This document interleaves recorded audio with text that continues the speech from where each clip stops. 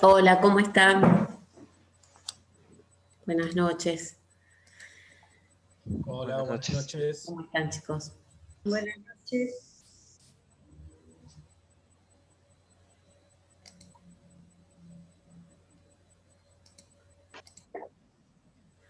Hola, buenas noches. Hola, ¿cómo están? Bien. Bueno, me alegro. Ahí les voy a poner algo así. A ver si las puedo abrir.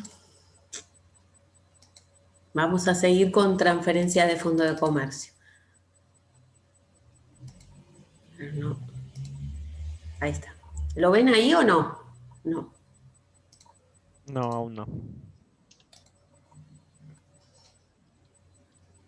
Espérenme un minutito que ya veo porque se me fue.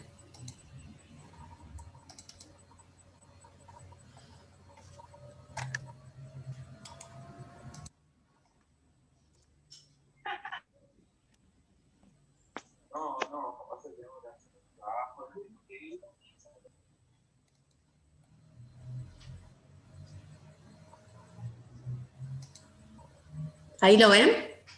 No. Agustín, ¿lo ves? No. Bueno, estamos bien. Espérenme, ¿eh?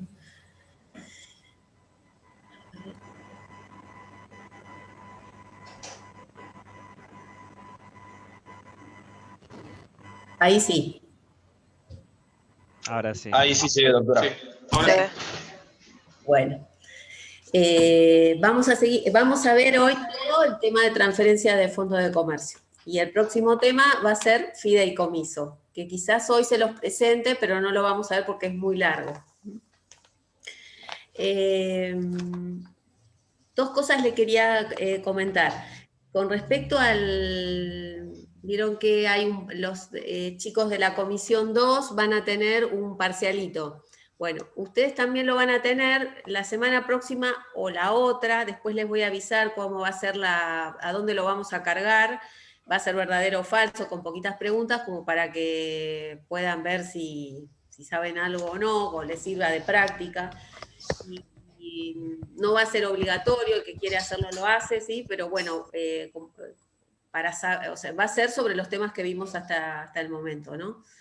Y otra cosa que les quería, de eso cuando esté les avisamos, pero va a ser la próxima semana o principio de la otra.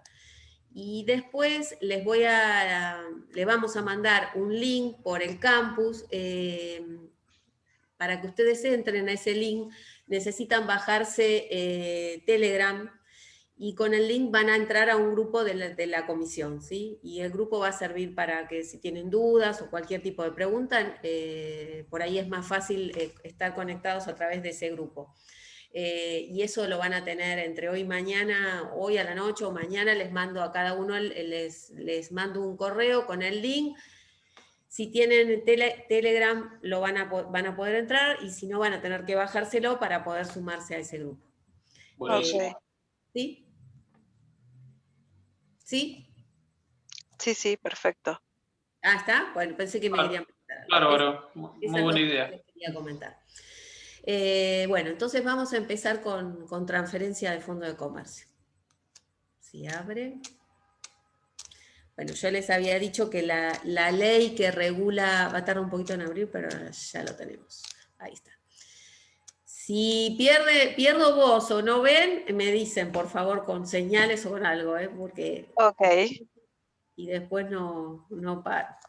Bueno, la ley, dijimos que es la ley de transferencia de fondo de comercio, es la ley 11.867 de 1934, es una ley de 13 artículos nada más. La ley el proyecto que se aprobó fue el de Colombres, y es una ley que persigue, o que persiguió en su momento, evitar los fraudes cada vez que había transferencias de fondos de comercio, porque yo les dije que antes de esta ley se aplicaban las normas de compraventa, entonces se vendía o se transfería un fondo de comercio y los acreedores no podían hacer nada contra el nuevo titular. Entonces, esta ley persigue evitar los fraudes y proteger exclusivamente a los acreedores del fondo.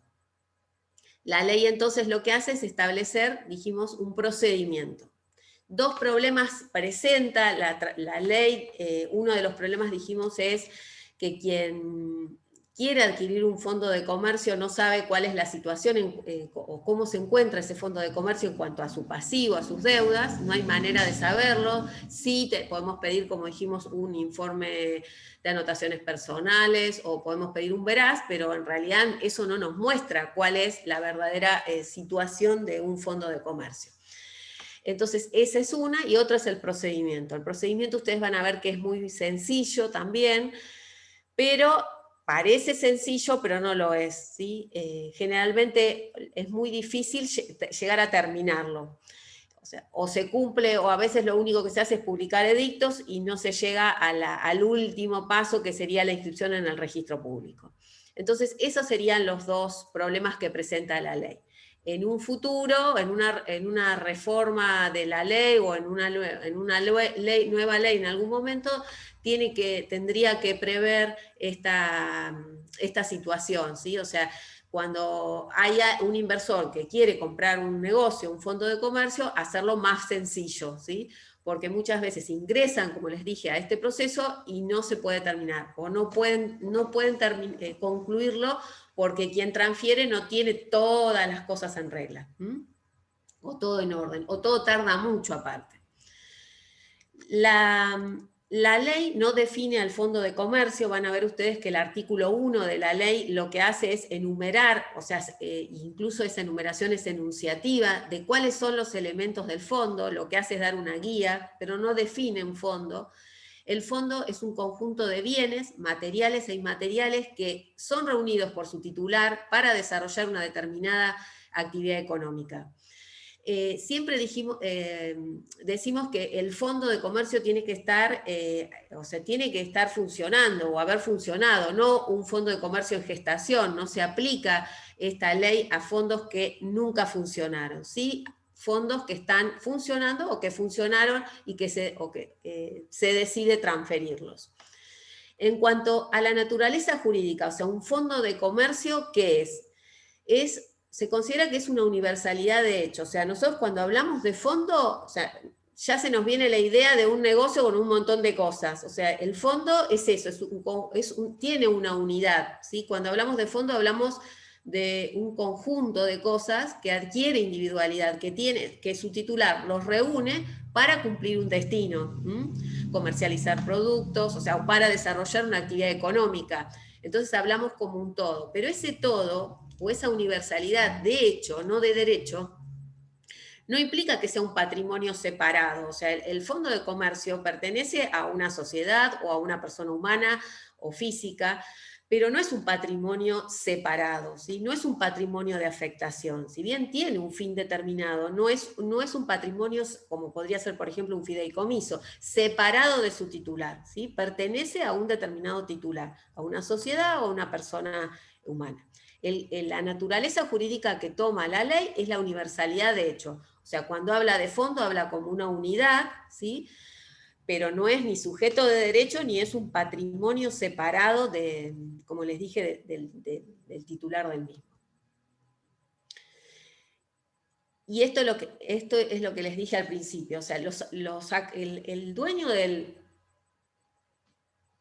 fondo de comercio tiene acreedores personales, que puede ser, como dijimos la otra clase, porque pidió un crédito para comprarse su casa, porque se fue de viaje, porque no pagó la tarjeta de crédito. Esos son acreedores personales, ¿sí?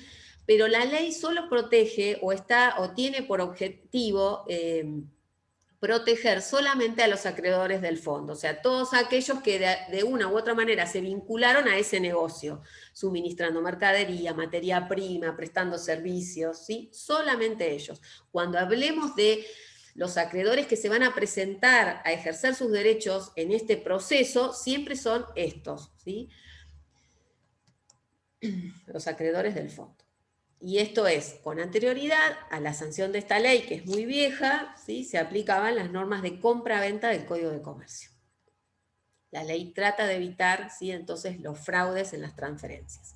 Y cuando hablamos de transferencia, si bien lo más común, lo que van a ver ustedes también, siempre es la transferencia a título oneroso, o sea, la venta de un fondo de comercio.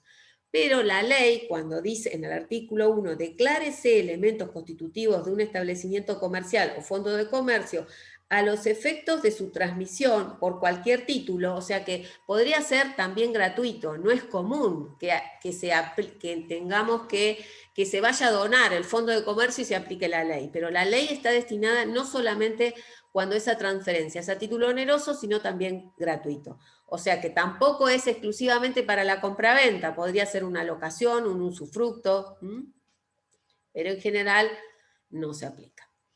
Acá está lo que les dije al principio, los dos problemas que presenta el registro público, o sea, si nosotros vamos al registro público a ver si tiene información del fondo de comercio que queremos comprar, no la tiene, ni tampoco antes cuando se hablaba de la carga del comerciante de matricularse, o sea, nadie inscribía en el registro público su actividad, ¿sí? O sea, no se utilizaba, y el procedimiento en sí mismo es el otro problema. Elementos. Los elementos surgen del artículo 1, y el artículo 1 hace una enumeración enunciativa, no están todos, ¿sí? Las partes pueden incluir otros que no están en el artículo 1, ¿sí? Dentro del artículo 1 van a ver que dice instalaciones, existencias en mercaderías, el nombre comercial, la enseña comercial, que es el símbolo del negocio, la clientela, el derecho al local, las patentes, las marcas, los diseños y modelos industriales, las distinciones honoríficas, o sea, los premios que recibió el local o sus productos, y después dice, y todos los demás derechos derivados de la propiedad comercial, industrial o artística. O sea, que en ese artículo nos da como una guía. Las partes, si no dicen nada cuando se hace una operación de transferencia de fondo de comercio, y las partes no los detallan, se consideran que son todos los del artículo 1. Si las partes quieren sacar algunos de los que están en el artículo 1, lo pueden hacer. Si quieren incluir otros que no son comunes, también. Cuando nosotros hablamos de fondo de comercio, recuerden que no incluye el inmueble. Se considera que hablar de fondo de comercio es un bien mueble incorporal. Y cuando ustedes vean, que esto también se los comenté en la otra clase, cuando vean vendo fondo de comercio, no incluye normalmente el inmueble donde está funcionando ese fondo. ¿Puede incluirlo? Sí, pero normalmente no. Cuando decimos vendo fondo de comercio es todos los elementos y no el inmueble. Y acá está todo lo que trae el artículo 1, ¿sí? Instalaciones, mercaderías, nombre, clientela. Fíjense que al final dice, y todos los demás derechos derivados de la propiedad comercial, industrial o artística. Ahí incluiría todos otros elementos que pueden ser objeto de un fondo de comercio. Recuerden que el fondo de comercio no solamente es el que vende mercaderías, sino también el que presta servicios, ¿no? Les voy a hablar de dos. Ahí en el programa tienen elementos, a ver.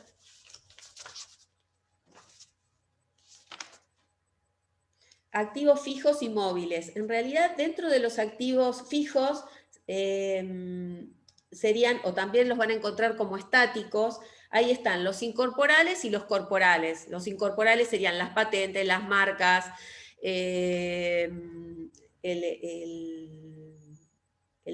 si tiene diseños, modelos o diseños industriales, y los móviles también se llaman dinámicos. Les voy a hablar de dos, que serían el valor llave o aviamiento y el derecho al local, que son quizás los menos conocidos para nosotros, ¿no? En general. El valor llave o aviamiento no lo van a encontrar en el artículo 1, pero es un elemento. El valor llave o aviamiento sería la capacidad o aptitud que tiene un fondo de comercio de generar ganancias o de generar una expectativa en cuanto a sus ganancias. Y el valor llave no es igual en todos los fondos de comercio. ¿Por qué? Porque depende de la trayectoria que tenga un fondo de comercio, de la calidad de sus productos, de que el fondo de comercio funciona, por ejemplo, en un mismo lugar hace 40 años, y eso hace que tenga determinada clientela, ¿sí? Entonces, cuando se va a transferir un fondo de comercio, depende de la magnitud de un fondo de comercio para darle un valor o un precio a este elemento. Hay veces que si es un comercio chiquito, las partes establecen un precio estimativo, pero cuando es un comercio, no sé, un supermercado, una gran empresa, para determinar el aviamiento, o sea, esa capacidad que tiene ese fondo de comercio de generar ganancias, se va a hacer o algún estudio contable que determine cuáles son esas ganancias o cuál es el rendimiento que tiene un fondo de comercio, ¿sí? Ese fondo de comercio, o sea, siempre no es igual. Y ese valor llave o aviamiento puede ser objetivo o subjetivo. El objetivo es el que se puede transmitir. Por ejemplo, la calidad de los productos que vende ese fondo de comercio, la ubicación, su trayectoria, los premios, ¿sí? Que todo eso hace que genere determinada, o que tenga determinado rendimiento ese fondo de comercio. Y el valor llave o aviamiento subjetivo tiene que ver con el dueño del negocio. A veces el dueño del negocio también tiene un valor agregado al fondo de comercio porque hace, por ejemplo, 40 años que atiende ese negocio y los clientes van a ese negocio por sus dueños. Entonces, ese valor llave subjetivo, eso que tiene ese fondo, esa característica que tiene el fondo de comercio, no se puede transmitir porque con el fondo no van los dueños. Sí, lo que podría haber es una contratación por parte del nuevo, por parte del comprador del fondo de comercio, ¿sí? ¿Se entiende? O sea, el valor objetivo es el que se puede transmitir. El subjetivo en principio no, salvo que exista un contrato de trabajo. Contrato a esas personas que son dueñas del fondo para que sigan trabajando conmigo, si soy el comprador, ¿no? Y el valor llave o aviamiento está relacionado, antes de eso, vamos a ver otra cosa, está relacionado con la clientela. La clientela, van a ver ustedes que sí está incluida en el artículo 1, cuando dice derecho a la, dice derecho a la clientela, ahora no lo estoy viendo, pero está, en la primera parte, en el artículo 1, derecho a la clientela. ¿Qué significa el, esperen que quiero ver? Acá está, clientela, dice, la clientela. ¿Qué significa derecho a la clientela? La clientela son las personas que se relacionan en forma regular o ocasional con un fondo de comercio. Y esa clientela no es un derecho de propiedad del titular del fondo. Entonces, ¿cómo se transmiten esa clientela? Generalmente quien transmite, o cuando se transmite un fondo de comercio, en el boleto se suele poner una cláusula se llama de no concurrencia. Quiere decir que el que vende no se puede reinstalar en una determinada zona, por ejemplo, a 2 cuadras del negocio que tenía. Si el negocio estaba, no sé, en Colón, Independencia, en la esquina, no puede ponerse en Salta y Colón, ¿sí? Entonces, esa cláusula me inserta en el boleto en el cual se dice la obligación de no concurrencia, de no reinstalarse en una determinada zona, en un determinado lugar, generalmente en un determinado plazo. O sea, no quiere decir que de por vida no se va a poder reinstalar, pero se pone como condición para que no perjudicar al nuevo titular. Eso sería el derecho a la clientela. Y el otro, que no lo puse acá, vuelvo atrás, es el derecho al local. El derecho al local, dijimos que el derecho, o sea, el inmueble suele no estar incluido en el fondo de comercio. Entonces ustedes dirán, entonces, ¿cómo sigo funcionando en el mismo lugar? Para eso está el derecho al local. El derecho al local es el derecho de usar y de gozar del lugar donde está funcionando el fondo. A veces el lugar es clave, porque el fondo, como dijimos, hace un montón de años que está funcionando en Colón Independencia y no va a ser lo mismo si lo traslado a Colón y 180, ¿sí? Por más que tenga el mismo nombre, todo, no es lo mismo. Entonces el lugar a veces es clave. Y ahí se presentan varios inconvenientes. Ahí yo les subí al campus un fallo que es que dice, ¿tiene el vendedor del fondo de comercio la obligación de gestionar el alquiler del local en donde se explotaba este? En ese fallo presenta esta cuestión. Cuando se vende el fondo pueden pasar tres cosas. Una es que el que es dueño del fondo sea el dueño del inmueble.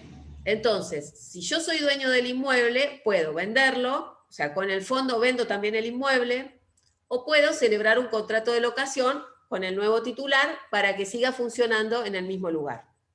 Esa es una posibilidad.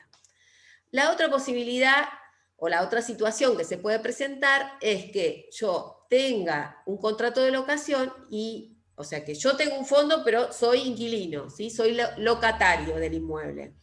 Y mi contrato, en algún artículo de mi contrato, me permite ceder dicho contrato. O sea, yo vendo el fondo, cedo el contrato de locación. Ahí no habría problema. Pero el problema se presenta cuando yo soy dueño del fondo, tengo un contrato de locación, pero en mi contrato de locación no tengo no me permite el locador ceder ese contrato de locación. Entonces, ¿qué pasa con el que compra? Y ahí pueden pasar varias cosas. Se puede poner como condiciones que compro el fondo de comercio, pero si el vendedor gestiona un contrato de locación, ¿sí? con el dueño del inmueble, o sea, la condición de la transferencia va a ser que yo tenga un nuevo contrato de locación, o a veces no se pone como condición. El vendedor va a hacer todo lo posible, como pasa en el fallo ese, a gestionar un contrato de locación con el dueño del inmueble, pero si no es exitoso, la transferencia puede igualmente quedar cerrada. ¿Se entiende? O sea, las particularidades que se presentan es si el inmueble es o no del titular del fondo. Y el derecho al local no es un derecho real, sino que es un derecho que tiene el que compra el fondo de usar y gozar del lugar que es clave para que ese fondo siga funcionando de la misma manera. Y después se abre, puede pasar las tres cosas que les comenté. En ese fallo, la transferencia no se termina haciendo, pero además de por este tema del derecho al local, sino también porque quien vendía el fondo de comercio vendía elementos que eran del dueño del inmueble, no de él. Entonces ahí entra, había por un lado que no se concretaba el contrato de locación, porque quien compraba el fondo no daba las garantías que exigía el dueño, y por otro lado, quien vendía el fondo vendía elementos que eran suyos y otros que no. Se termina resolviendo, o sea, no se lleva adelante la transferencia. Entonces, de esos elementos quería hablarle en particular, los otros no tienen problema. Elementos que en principio están excluidos cuando existe una transferencia. Fíjense, están excluidos sin perjuicio que las partes puedan incluirlos, ¿sí? Los inmuebles no están incluidos, podemos pactar e incluirlo, como les dije.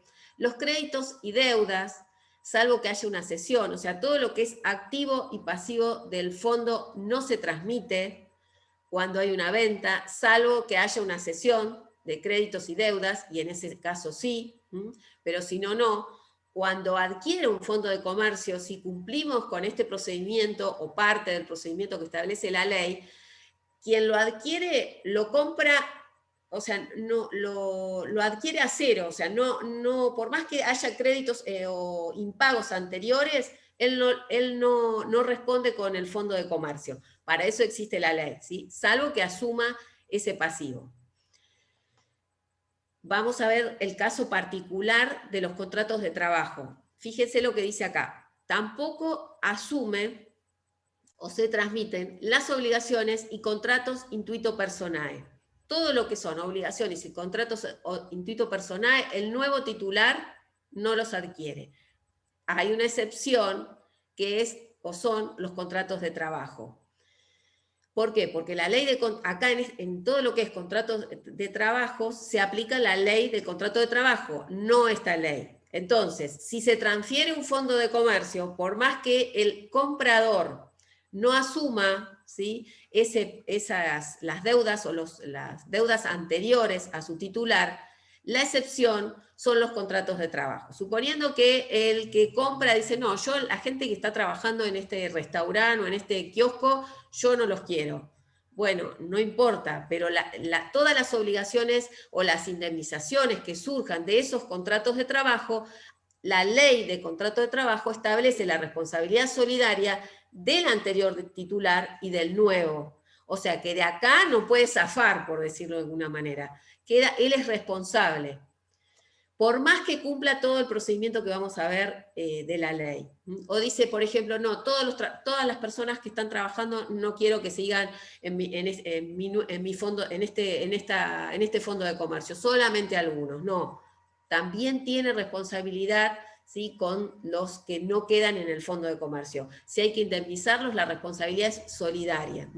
Y esto es porque la ley de contrato de trabajo lo que quiere es preservar los contratos, ¿no? Entonces es la única excepción, hay responsabilidad solidaria. En los demás casos, por créditos anteriores, deudas, perdón, anteriores, si se cumple, aunque sea parcialmente la ley, el nuevo titular no es responsable. ¿Está claro? La excepción son los contratos de trabajo. Sí, doctora. Perfecto. Después tenemos los muebles registrables. Si bien están afuera, o sea, y fíjense que en el artículo 1 no los enumera, es porque cuando se sanciona la ley, los muebles registrables no tenían la importancia que tienen hoy. Entonces, también va a depender, los podemos incluir, sí, o por ejemplo, hay excepciones, si lo que transfiero es una empresa de transporte, van a estar incluidos, porque voy a transmitir no solamente la empresa, la organización, sino también los camiones, las camionetas que existan, ¿sí? O puede ser que sea, no sé, un negocio que tiene delivery y tiene motos, ¿sí?, de ese fondo, y bueno, ahí las vamos a incluir, ¿sí? Depende del tipo de fondo de comercio. En principio, no estarían incluidos. El dinero tampoco, si cuando transfiere un fondo hay dinero en caja, tampoco se transmite.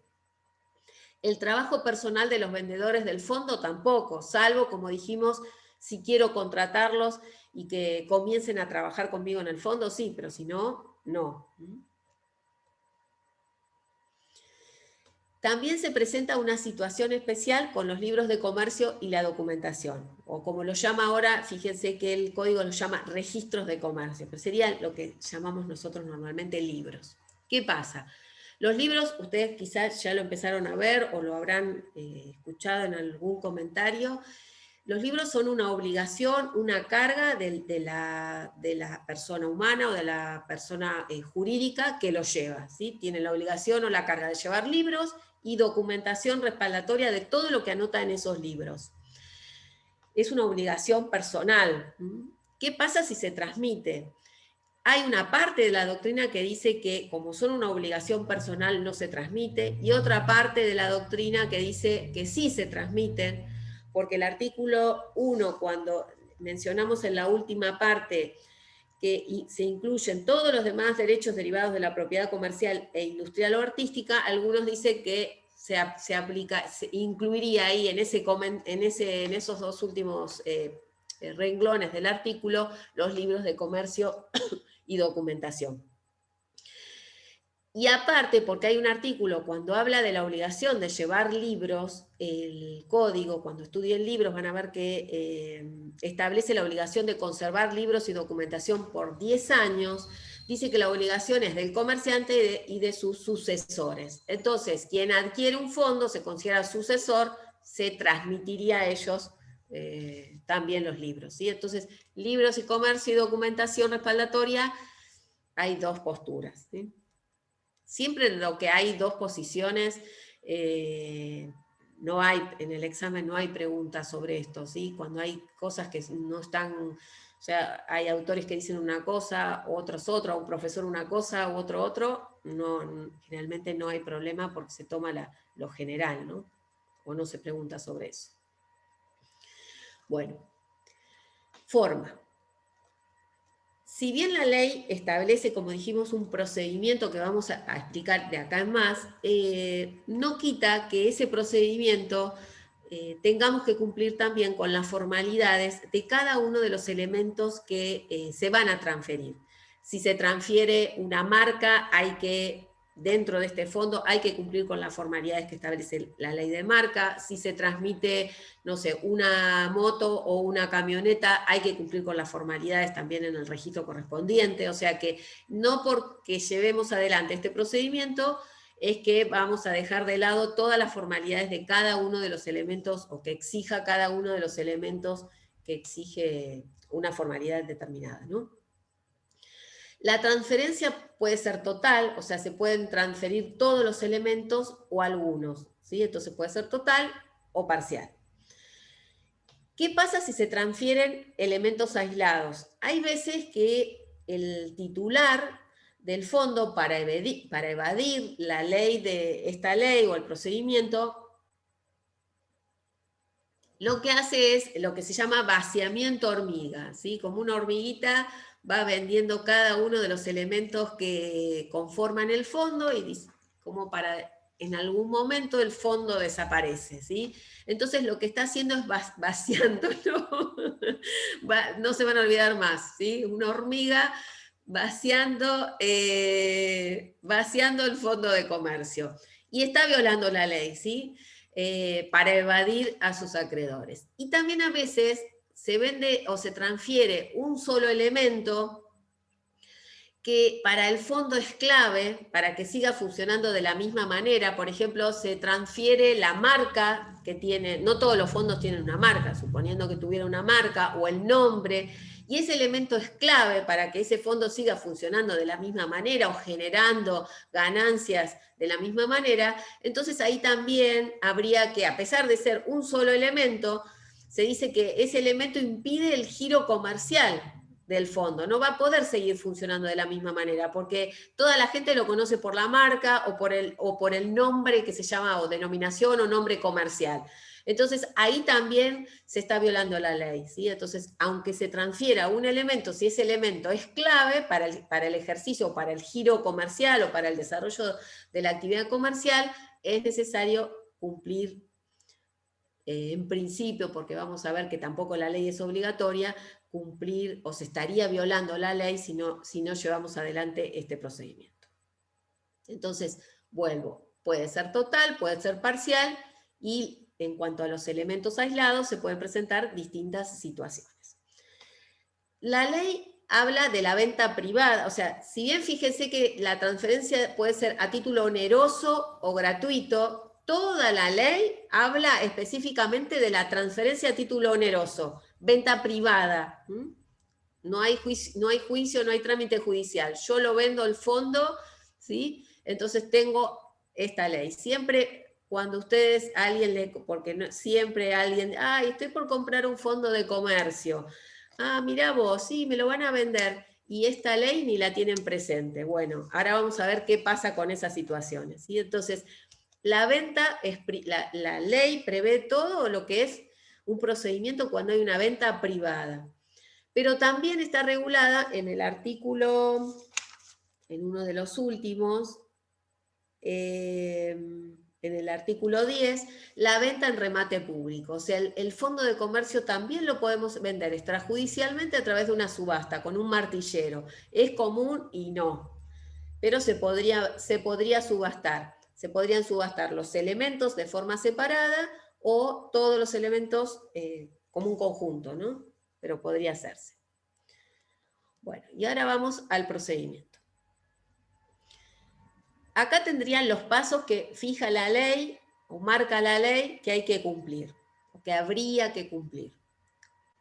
Yo tengo un fondo de comercio, decido venderlo o transmitirlo, consigo un candidato, entonces lo que vamos a hacer en primer lugar es a pesar de que después la ley habla de contrato definitivo, normalmente se hace un boleto, un contrato por el cual se establece qué es lo que se vende, cuál es el fondo, dónde está ubicado, su nombre, quién es su titular, el nombre de vendedor, nombre de comprador, los datos de ellos, cuál es el precio, los elementos que vamos a incluir dentro de esa transferencia, como les dije, el precio, quién se va a encargar de llevar adelante, si se encarga, si lo hacen, ¿no? Porque puede haber un boleto sin esto, ¿no?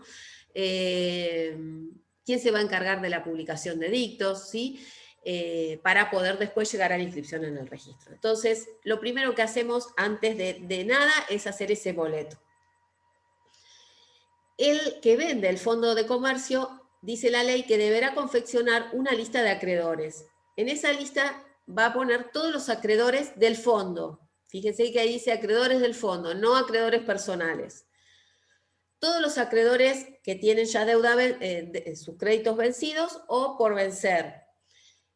Nombre de los acreedores, domicilio, importes que se adeudan. Y esa lista la entrega al comprador.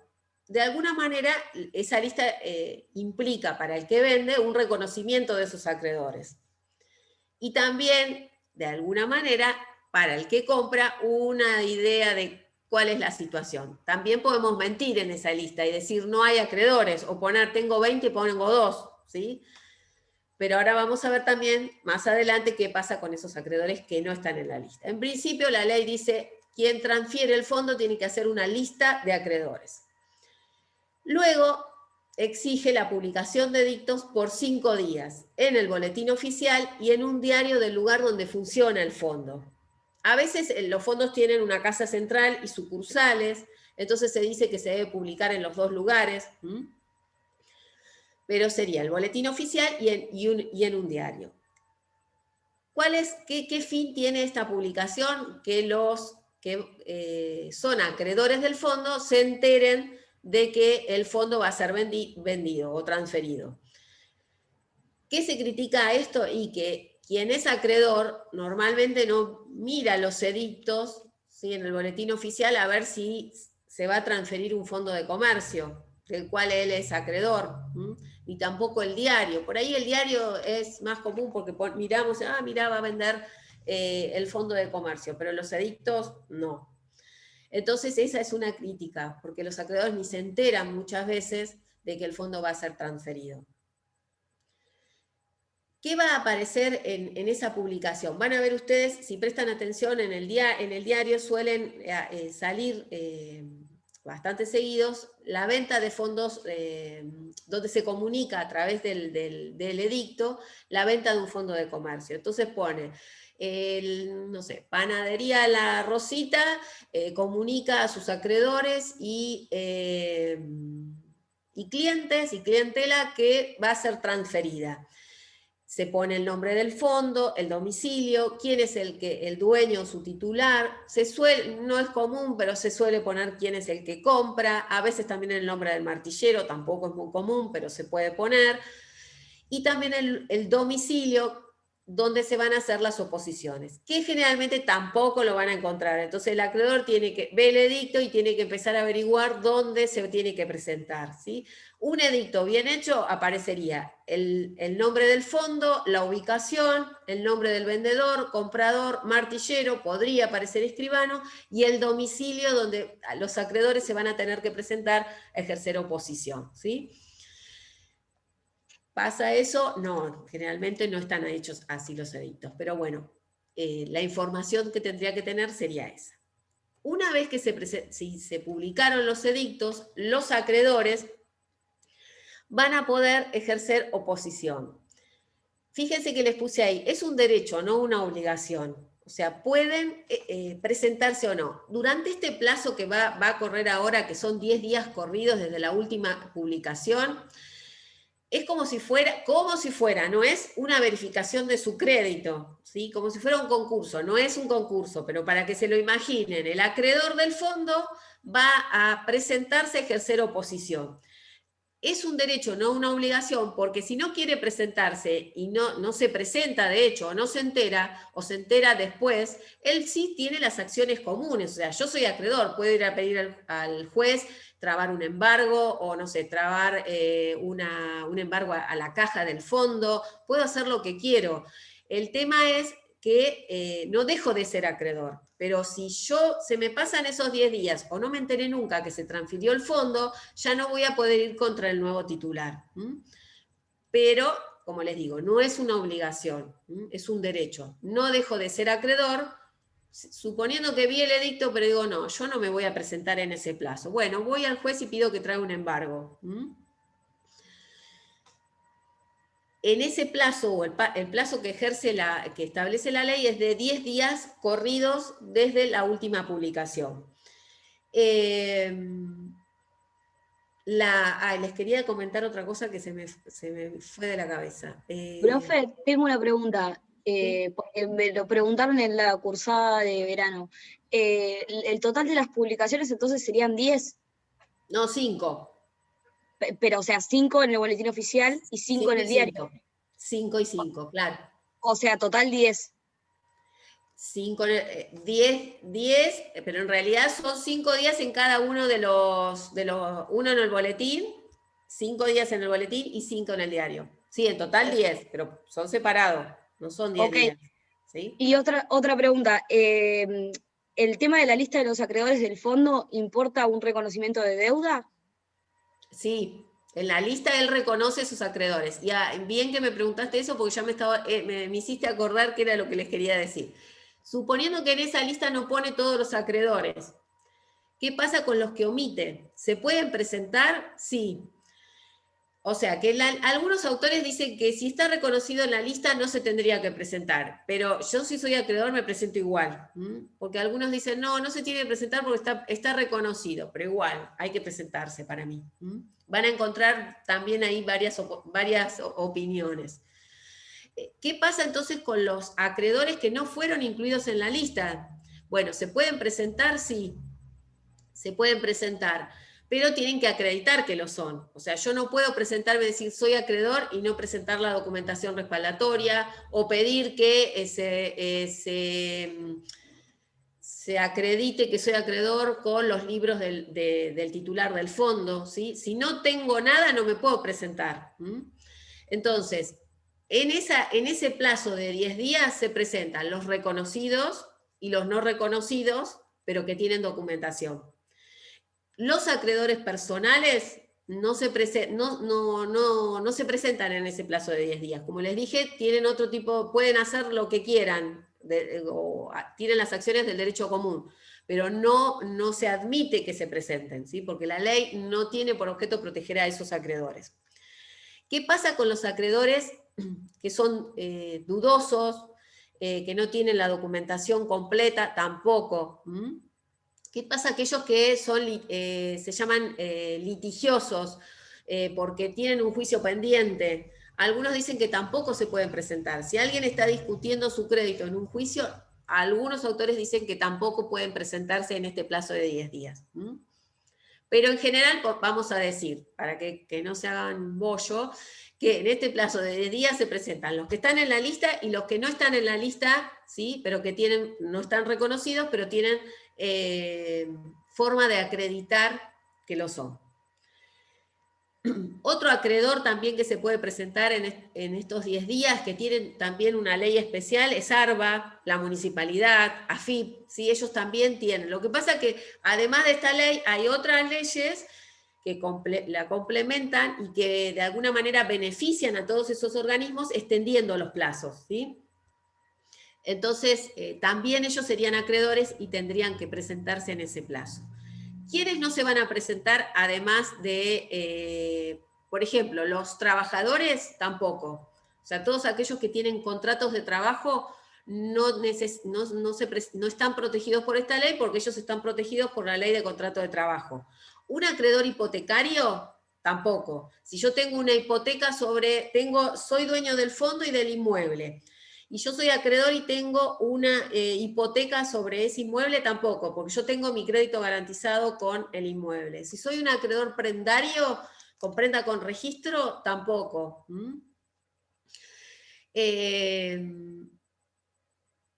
Eso entonces de acreedores. ¿Hasta ahí está claro?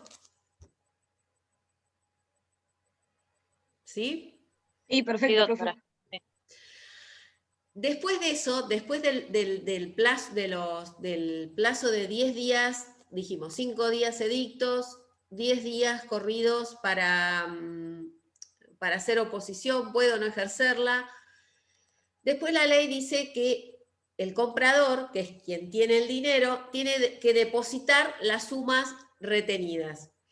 Fíjense que el acreedor no se opone a la transferencia, sino que se opone al pago del precio. Al acreedor no le importa que se transfiera el fondo, lo que le interesa es que el comprador no le entregue el precio al vendedor. Lo que quiere es que le retenga, ¿sí? De lo que él tiene que pagar, tiene que retener. Entonces, el comprador va a retener de aquellos acreedores que ejercieron oposición las sumas. La ley dice que ese dinero que él retiene, en principio, no puede pagar a los acreedores, sino que él lo que tiene que hacer con ese dinero de aquellos acreedores que ejercieron oposición es depositarlo en una cuenta. Y ahí le puse durante 20 días. ¿Para qué es el depósito? Para que el acreedor vaya, no va al banco y cobra. Mire lo complicado que está esta parte también. Tiene que averiguar si se hizo el depósito, averiguar cuál es el banco donde se hizo el depósito, saber si se depositaron todas las sumas retenidas. Y después de todo eso, pedir al juez que trabe embargo sobre las sumas, sobre esas sumas. Tiene bastante trabajo. ¿Puede pasar que no se deposite? Sí, puede pasar que los acreedores se pongan de acuerdo y se les pague, pero también ahí hay problema, porque puede haber acreedores que no se presentaron, o sea, no es muy sencillo la parte esta del depósito y la retención, ¿sí? ¿Podría hacerse el pago? Sí. Después hay que ver cómo corre la responsabilidad, o cómo sería la responsabilidad en ese caso de todos los que intervinieron en relación a otros, ¿sí? O a otros acreedores. Pero en principio vamos a hacerlo más fácil. Decimos que durante 20 días el comprador retuvo las sumas, las deposita y el acreedor va y embarga. Durante 20 días. Si no le embargó, después se puede retirar. La ley dice que una vez que llegamos a transcurrieron los 10 días de la última publicación, vamos al punto 3 de nuevo, los 10 días, a partir de ahí se puede hacer el contrato definitivo. Que generalmente ese contrato definitivo es el boleto que hicimos al principio de todo para llevar adelante esta transferencia, que va a quedar como contrato definitivo. Y en general lo que se dice es que ese contrato, al firmar el contrato definitivo, el comprador va a retener y hacer el depósito, porque ¿qué puede pasar si yo no firmo el contrato? Yo soy comprador, no hice el contrato definitivo y deposité las sumas, y se pueden presentar otros acreedores a trabar embargo, o sea que se puede armar, fíjense todo lo que puede pasar y todas las complicaciones que puede tener el comprador hasta último momento, ¿sí? Entonces, fíjense que no es tan fácil como dice la ley. Se pueden presentar un montón de inconvenientes. Y después, en el punto 5, como les dije, entonces tenemos el contrato definitivo. Hasta ahí no termina todo el trámite, porque la ley dice, una vez que hicimos ese contrato definitivo, tenemos que inscribirlo en el registro público, o lo que se llama, o lo que se llamaba antes registro público de comercio. ¿Es fácil? Y bueno, sí, es fácil el trámite, pero es tanto lo que hay que presentar que generalmente la inscripción no se hace. ¿Qué tendría que hacer yo en el registro? Bueno, primero tengo que presentarme, o sea, hago una presentación como si fuera una demanda, o sea, se inicia un expediente en el mismo registro, con patrocinio letrado, o a mi abogado le doy un poder para que se presente. ¿Y qué tengo que acompañar? Bueno, todo lo que es propio de una presentación judicial. Anticipo previsional, bono, tasa de justicia, el boleto de compraventa, si el que transmitió el fondo de comercio estaba casado o está casado, no vamos a separarlo, tiene que presentar el asentimiento conyugal.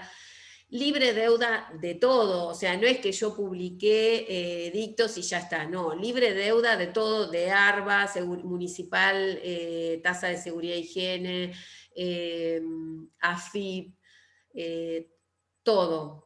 Si yo no tengo, también informe de anotaciones personales, si no está todo eso, ¿sí? Como libre deuda, no se puede inscribir, tiene que estar, suponiendo que es un fondo de comercio que está impecable, bueno, y presento todo eso, lo voy a poder inscribir. Fíjese que tampoco va a ser tan rápido, porque si bien los plazos son cortos, 5, 10 días, 20, todo se estira, todo lleva más tiempo. Yo también les puse, hay un artículo en el campus que, para el que quiera leerlo, se llama Algunos problemas que plantean las transferencias de fondos de comercio. Y acá, en ese artículo y en el fallo que les dejé también, van a ver o van a encontrar todos los problemas que se presentan o que son comunes en las transferencias de fondos de comercio. Profesora, ¿Sí? profesora, por Sí, favor, sí. el nombre del fallo. El fallo está cargado como título tiene el vendedor de fondo de comercio la obligación de gestionar el alquiler del local en donde se explotaba O sea, yo vendo el fondo y no soy el dueño, tengo un contrato de locación. Eso es lo que presenta el fallo. Y las partes son Volpe Sebastián contra Vilca Víctor. Todo con B corta. Y el otro es un artículo de doctrina que es de Saldívar, donde ahí se presentan las cuestiones o los inconvenientes más comunes o algunos de los inconvenientes que se presentan en la transferencia. Acá está lo que les dije, ¿sí? Que los acreedores no tienen la obligación de presentarse, pueden hacerlo o no, fíjense, no dejan de ser acreedores. El tema es que si se publicaron edictos, aunque ahora vamos a llegar a esa parte, aunque no hagamos la inscripción en el registro, el hecho de haberse publicado edictos, si estos acreedores son anteriores a la publicación de edictos, no pueden ir contra el nuevo titular. Entonces, ¿qué pueden hacer? Y van a poder ir contra el vendedor, pero seguramente que el vendedor ya no tiene nada.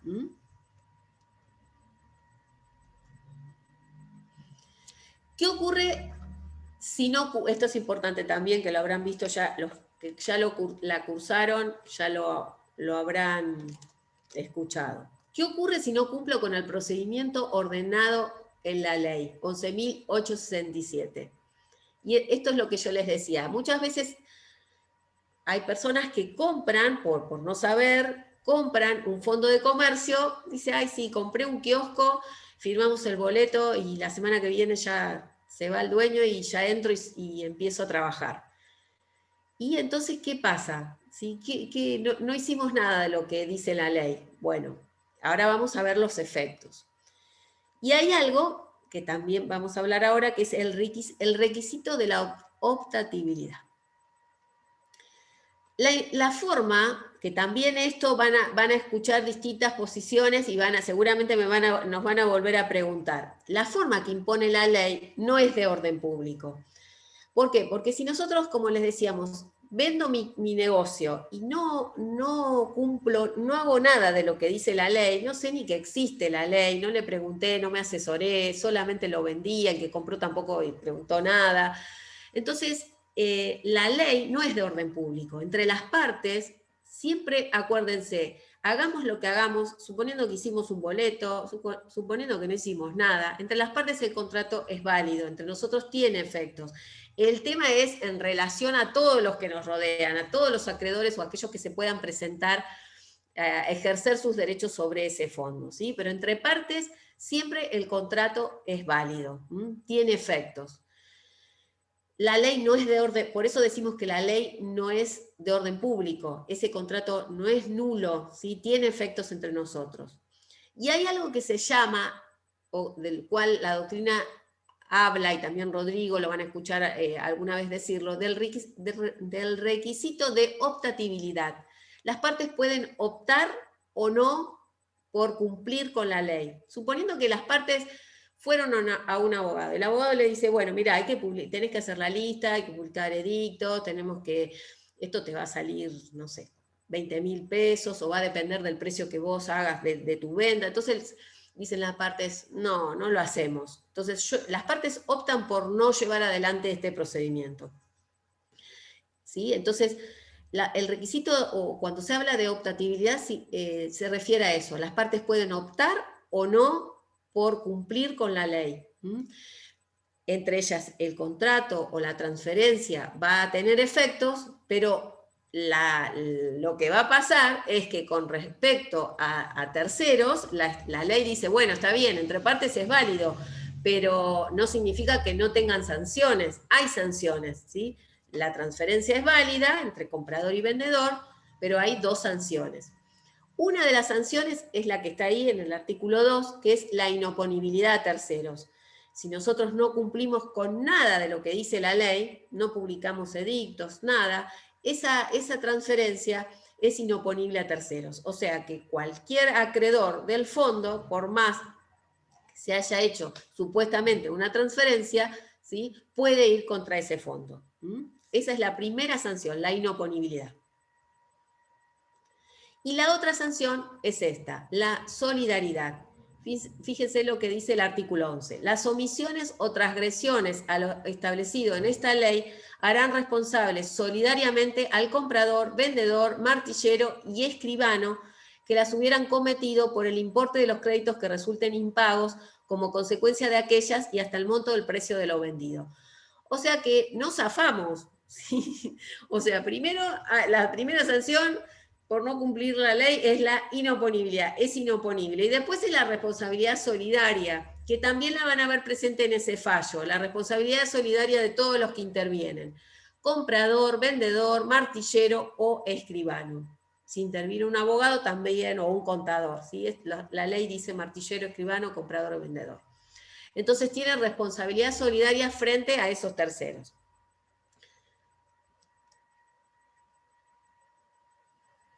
Y esto no, esto es viejo. Hay veces que con respecto al trámite de la ley se cumple parcialmente.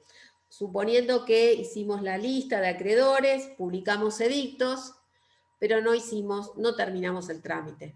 No se retuvo el comprador no retuvo el precio, no se hizo las retenciones. ¿Qué pasa con eso? Algunos no. En general se dice que cuando se habla de la inoponibilidad, no se refiere a todos, porque si yo soy acreedor y me presenté, o me enteré pero no me presenté, se considera que los edictos sirven para eso, para informar a los acreedores de que se va a transferir el fondo. Entonces, si se cumple parcialmente, esos acreedores después no pueden decir, no, yo no me presenté, y voy contra el fondo. No, porque vos sos un acreedor y a partir de la publicación de edictos, vos supuestamente te das por informado o notificado de esa transferencia.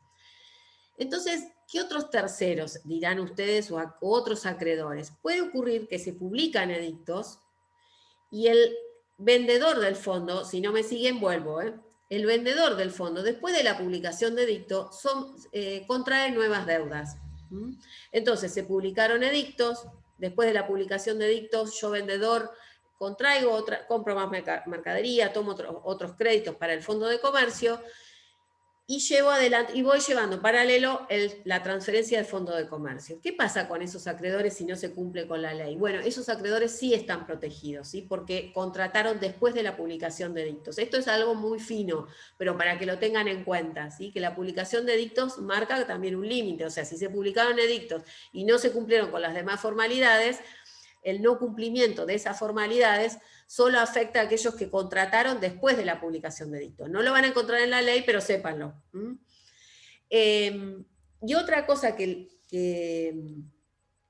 les voy a comentar, que acá no está, es cuando se hace la transferencia a través de una subasta, que surge del artículo 10. ¿Cómo sería?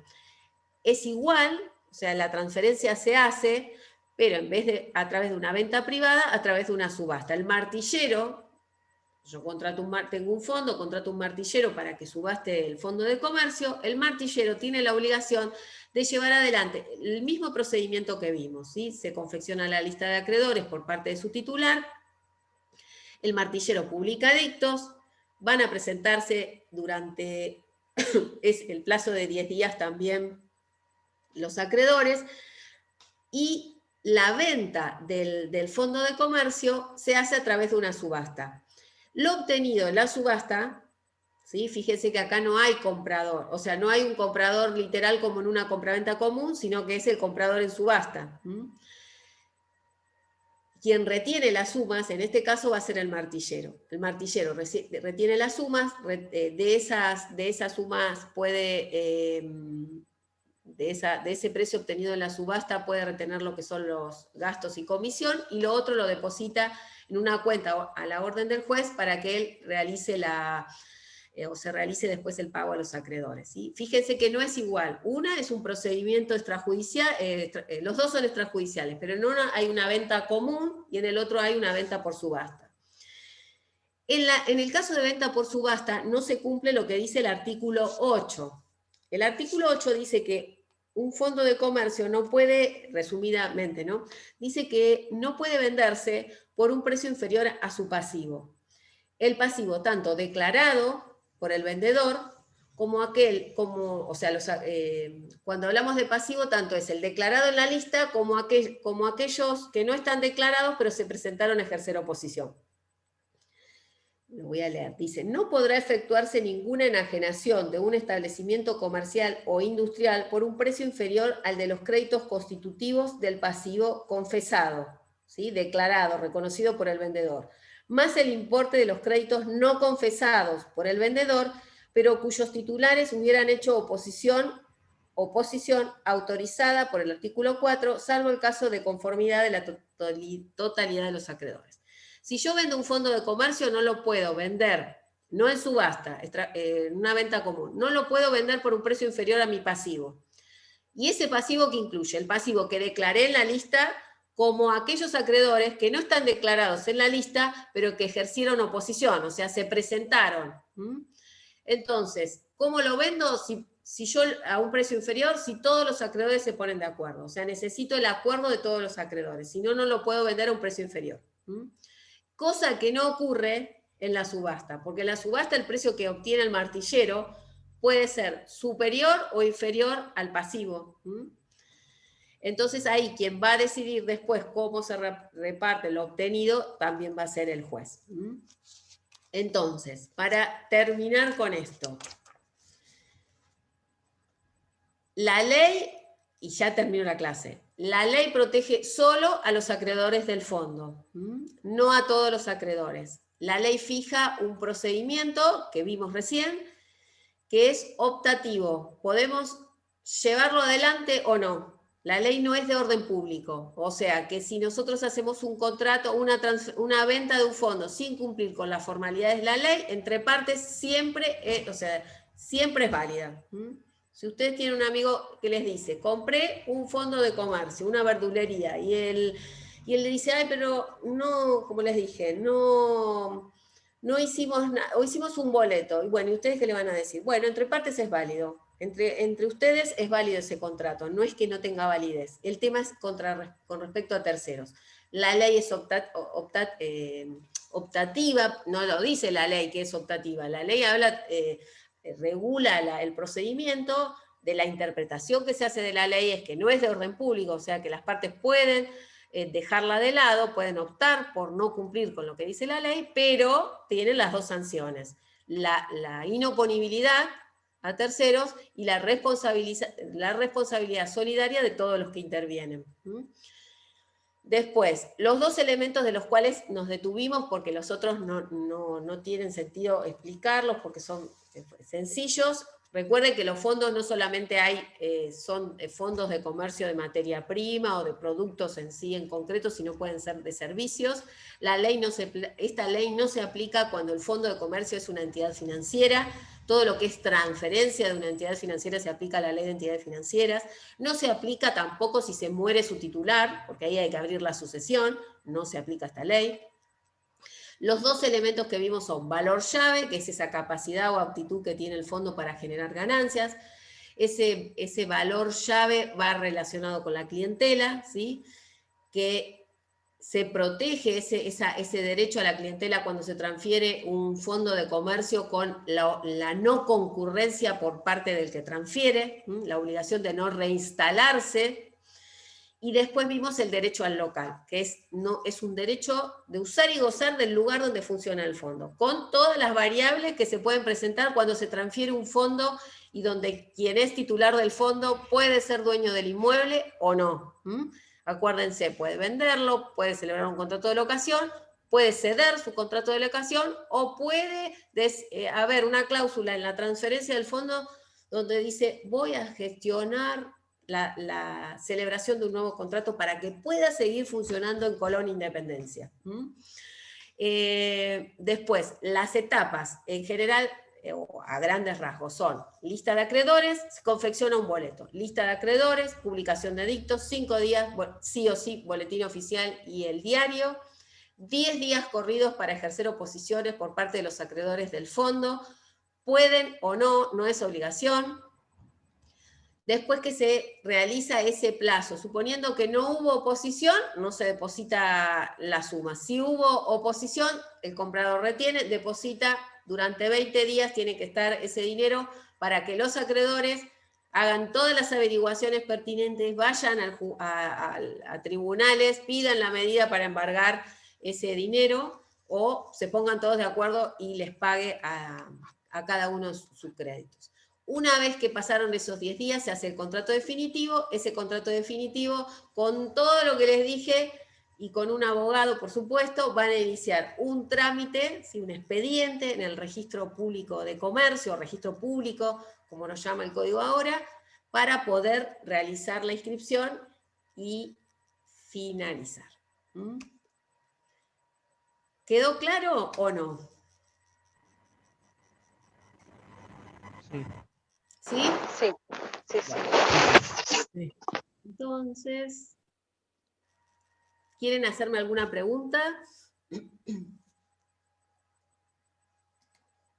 Profe, yo tengo una pregunta con el tema de los acreedores. El tipo de acreedores que puede presentarse, entonces serían los acreedores del fondo, y eso se puede dividir entre los acreedores de la lista, digamos. ¿Quién está hablando? A ver. ¿Clara? Clara. Ah, listo. ¿Se podría dividir a los acreedores entonces entre los anteriores a la publicación de edictos y los posteriores? En realidad, yo te expliqué eso de la división, ¿sí? De acreedores posteriores a la publicación de edictos, es porque si no se cumple con la ley, ¿sí? Si se cumple con la ley no hay problema. El tema es qué pasa si no cumplimos con la ley. Vos quedate solamente en principio que los que se van a presentar en ese, porque vos podés ser acreedor posterior a la publicación de edicto y ni te enteraste de que se va o sea, no te vas a enterar podés enterarte, pero suponete que ni te enterás de la publicación de edictos, no te vas a presentar, ni estás en el tema del procedimiento. No, claro, yo te lo pregunto. Sí. Pero si cumplimos con el procedimiento, sus acreedores no van a poder ir contra el nuevo titular, porque el nuevo titular hizo todo lo que decía la ley. Claro, ya está desligado. La pregunta era porque Bordaisco me hizo esa pregunta en el día del examen y yo lo que respondí era los acreedores del fondo, nada más. O sea, como que no sabía si había una subdivisión o entre los acreedores o qué. No, es que si yo te pregunto, ¿qué acreedores se presentan en ese plazo? Y vos me tenés que decir los acreedores del fondo, no los acreedores personales. Ahí estaría bien. Bien, perfecto. Después hay un montón de acreedores, como puede ser un acreedor del fondo, que es un acreedor hipotecario, no necesita presentarse, porque él ya tiene su garantía. Un acreedor o alguien que tiene una prenda sobre un automóvil, tampoco. ¿Sí? Ah, bien, bien. ¿Sí? Y después, todos los acreedores que son del fondo, pero no fueron declarados, mirá todo lo que podés decir. Los acreedores del fondo que no están en la lista, ¿se pueden presentar? Sí, también se puede presentar. Sería, ¿viste? O sea, claro. Reconocidos como los no reconocidos. Soy acreedor del fondo, pero no tengo nada que lo acredite. Y bueno, entonces no. ¿Me entendés? Vos vas a tener... Yo soy acreedor, pero no tengo ninguna documentación que acredite o es dudosa, yo comprador no voy a retener, o el martillero, ponele. No lo cobras más.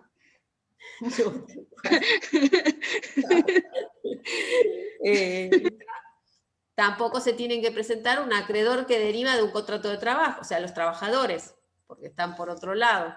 Claro, o sea, todo lo que tiene una regulación aparte básicamente queda afuera, digamos, con su garantía propia. Claro, en el caso de los acreedores hipotecarios y los de prenda con registro, los de prenda con desplazamiento, algunos dicen que sí se tienen que presentar. Igual si sos acreedor hipotecario no te cuesta nada ir y que te reboten, pero Claro. en realidad no sería necesario.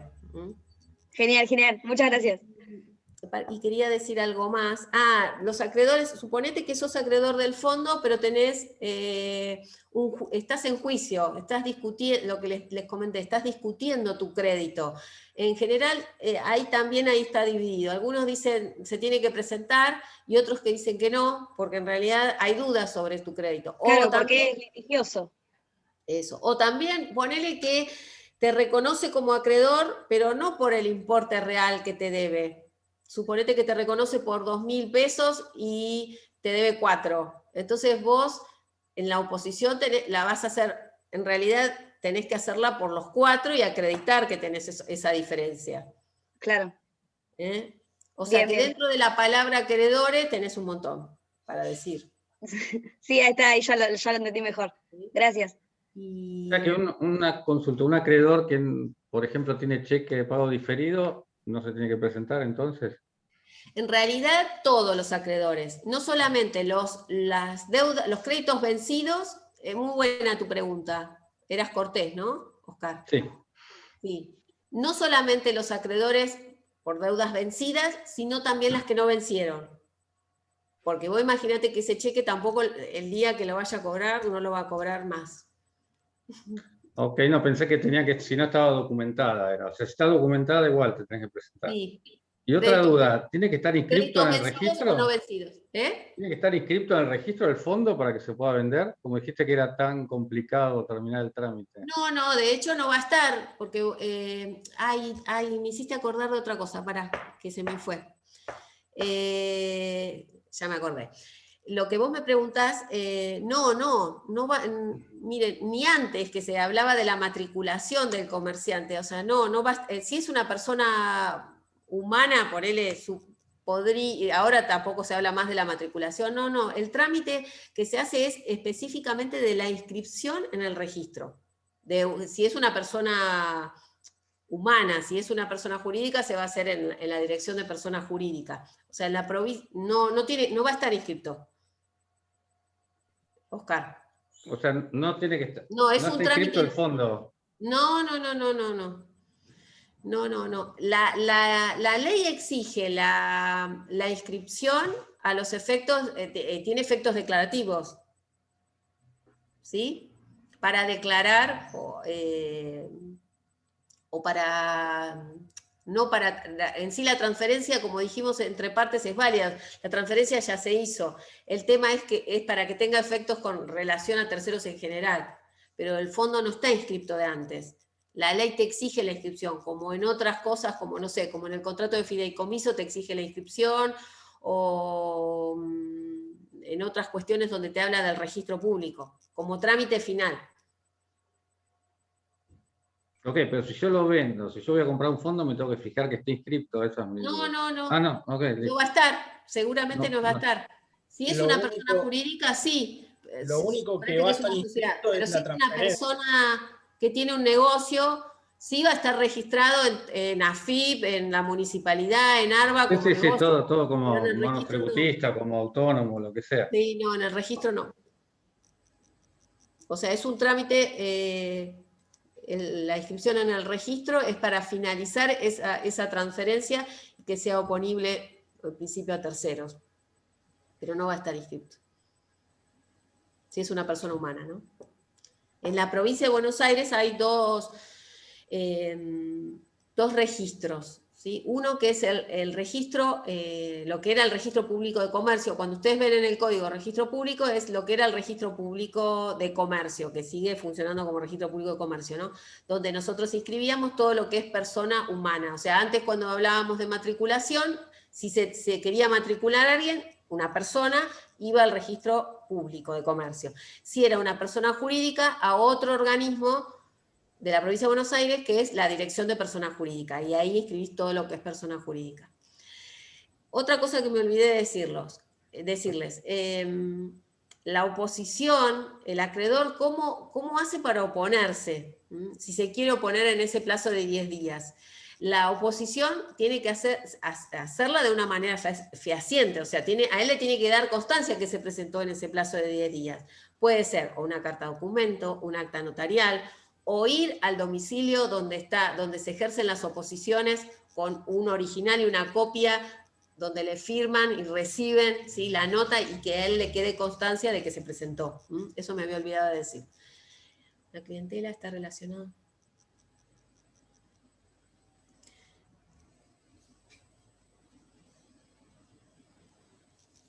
¿Qué pasa cuando la clientela está? Esto era lo que dijimos hoy. Cuando el lugar, a veces que el lugar no es importante, porque el inmueble, no sé, lo abrimos hace un año y que yo compre todos los elementos del fondo y lo lleve a otra zona, quizás el que cerró porque le iba mal. Entonces, que me quede en ese lugar no es importante. Ahora, si el lugar es importante, el derecho del local, entonces ahí sí es clave.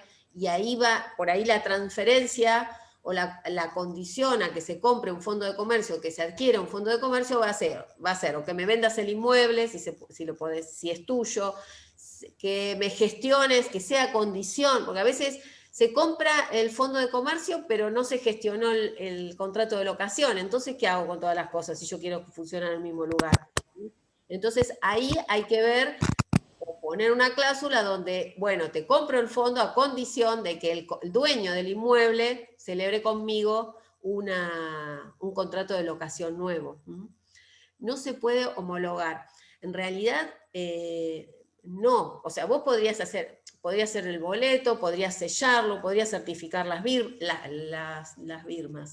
firmas, como para darle más seguridad, pero la seguridad te la da que hagas por lo menos la publicación de edictos, que tampoco si publican edictos va a quedar bien todo. O sea, muchas veces las partes lo que buscan es otra solución, o sea, o cambian de nombre, o sea, compran el fondo, pero cierran de baja todo, a todas las autorizaciones, habilitaciones que tienen, volvimos a abrir y le ponen un nombre parecido, o buscan otra vuelta para sacarse de encima a los acreedores. O el mismo dueño, ¿sí? Lo que hace es buscarle otra vuelta para eludir a los acreedores. Profesora, una pregunta. Yo soy acreedor y se realizó una transferencia de fondo de comercio. ¿Quién sos? Eduardo. Eduardo. Por eso es una pregunta muy tonta, pero yo soy acreedor y se hizo un acuerdo, se hizo la transferencia, pero no se siguió el procedimiento de la ley, se hizo entre dos particulares de manera privada. Y yo, bueno, ese acuerdo me es inoponible y ataco el patrimonio, ataco al comprador directamente porque ya se realizó la transferencia igual, ¿verdad? A los dos.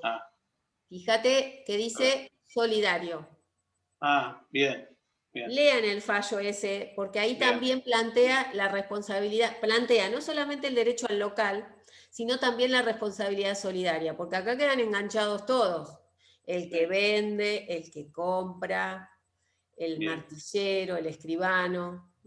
O sea, la responsabilidad es solidaria hasta el valor de lo transferido, ¿no? Pero no. Por eso, ojo con los boletos. Bien.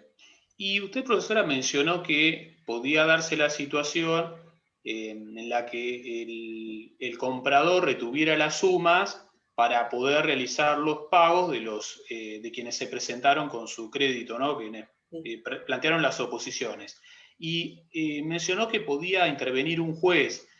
¿Esto es algo, digamos, aleatorio? Si esto se complica, ¿se puede hacer en el registro público sin problema? ¿Y pasaría a intervenir el juez en ese momento donde se plantea la cuestión del pago? ¿No? Porque si vos vas al registro, te van a pedir que acredites, bueno, si se presentaron los acreedores, si se retuvieron ese dinero y si se depositó en una cuenta. Sí. O si no, que presten todo, que es re complicado, que todos los acreedores presten su conformidad para que se le pague a cada uno, aún no vencida de su obligación. Claro. Pero la ley fija como requisito, o sea que eso en el trámite, otra cosa a sumar. Bárbaro. Clarísimo. Claro.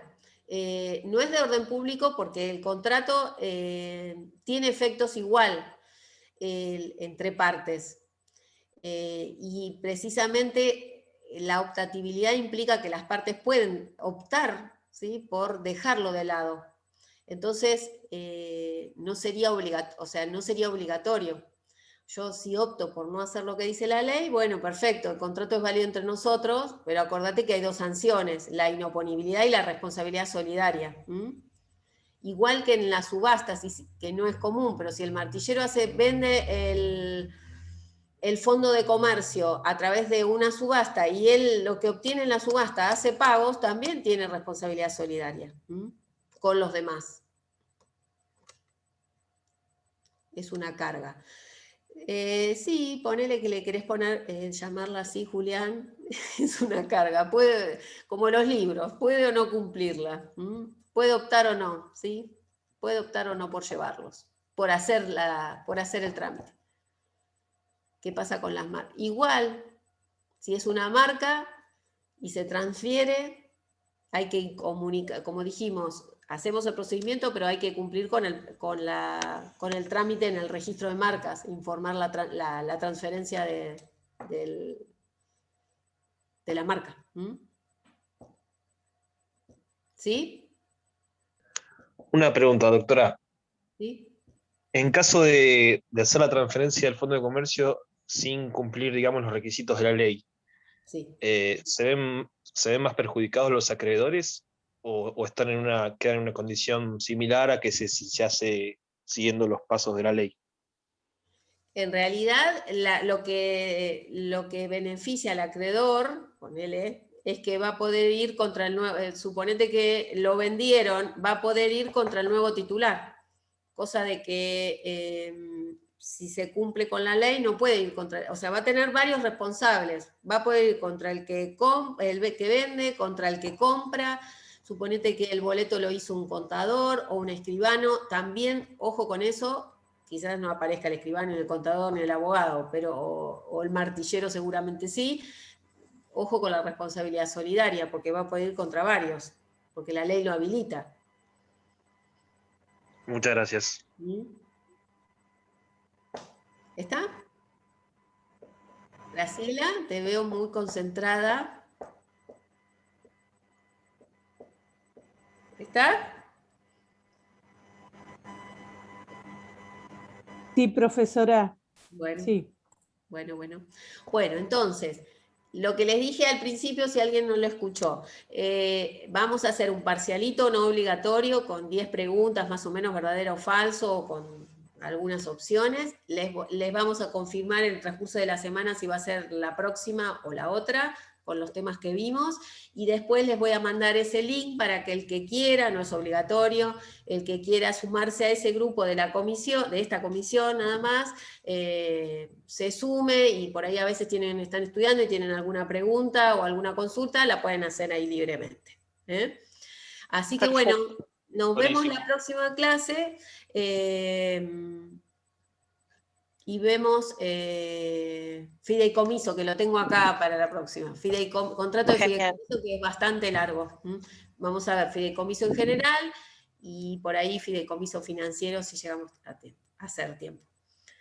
Bueno, nos vemos. Chao, muchas gracias, buenas noches. Okay, muchas gracias. Hasta luego. Chao, chao. Nos vemos. Gracias.